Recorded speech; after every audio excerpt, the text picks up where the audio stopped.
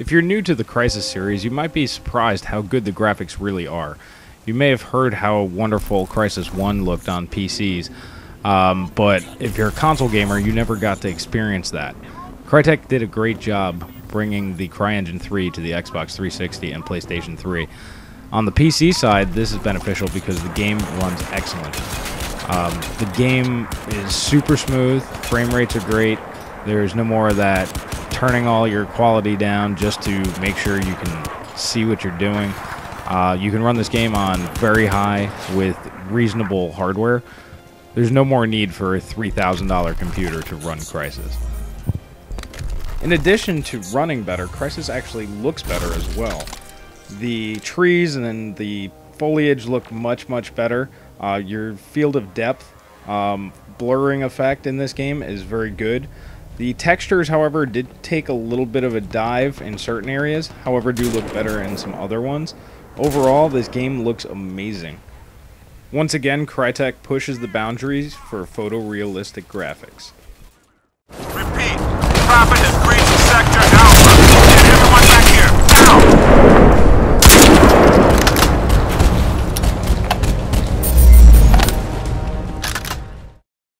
Prophet from the original Crysis comes back in a very important way, like saving your butt at the beginning of the game. He goes ahead and starts foreshadowing the game and gives you a little bit of a surprise at the beginning. Warning, here are some spoilers. Break the link. I gave you the suit. Gave you my life. Promise me. Fine, Gould. It's all I can do now. You are all I can do. They used to call me Prophet. Remember me. After giving you the suit, Prophet sets you on the task of finding a Dr. Gould. You really don't know what he's all about, but he does talk to you via radio every night. However, there are tons of mercenaries in between you and him. The mercs think that you're Prophet and think that you've been whacking their buddies since the start of this whole mess in New York. And their leader, Commander Lockhart, will stop at nothing to make sure that you're dead.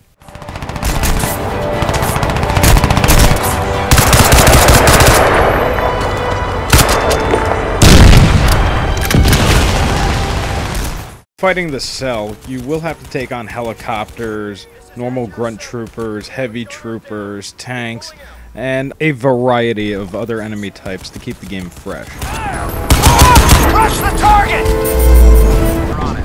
Keep your eyes sharp for Prophet. That motherfucker's still priority one. Understood. We're setting checkpoint. It's Prophet! Oversight. We've got eyes on one. Bring him down at all costs. Mercs trying to kill you weren't enough. The aliens in this game, now known as the Ceph, are more agile, have better armor, and overall a lot more badass than they were in the original Crysis.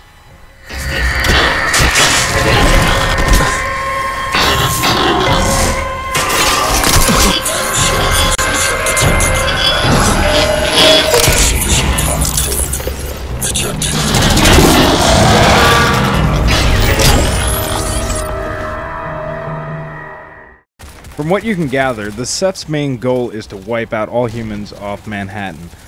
They do this by releasing this spore that almost turns humans into zombie-like creatures. They start melting. They don't start eating people, so they're not exactly zombies. But they're no longer human. They have flesh falling off, and they're just totally messed up. The Ceph come at you in waves and waves and waves, and they're usually backed up by a giant tank. And believe me, you better have the right equipment to take this guy down, otherwise he's gonna drop you real quick.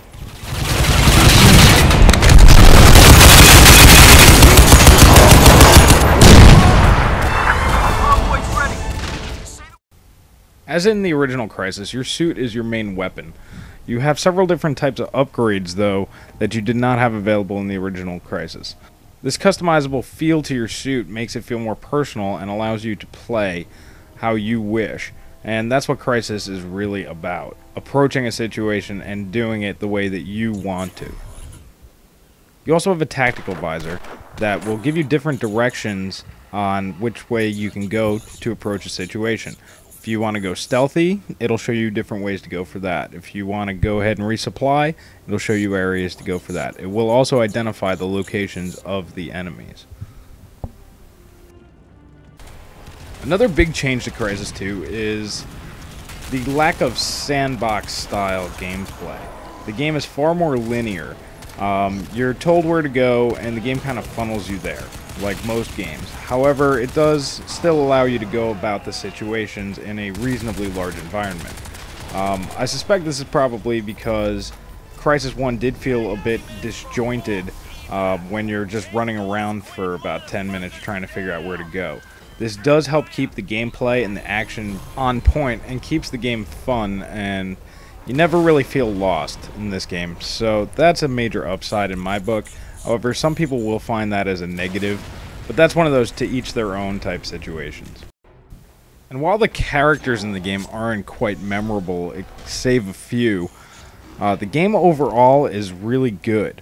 The story in this game actually has plenty of twists in it and new material over the first one that it actually feels like the original Crysis really did have a point to it after all. This is nice because the original Crysis really didn't give you much in the way of story. They gave you a setting and then they gave you an enemy, and that was about it. However, they tied it all in really, really well in this game, and things actually make sense. I'd strongly recommend this game to anybody who enjoys a good first-person shooter experience. However, if you're looking for in-depth characters and a really great story, this isn't it. However, if you were hoping to find out what Crysis was all about, this game does answer those questions and is definitely worth looking into.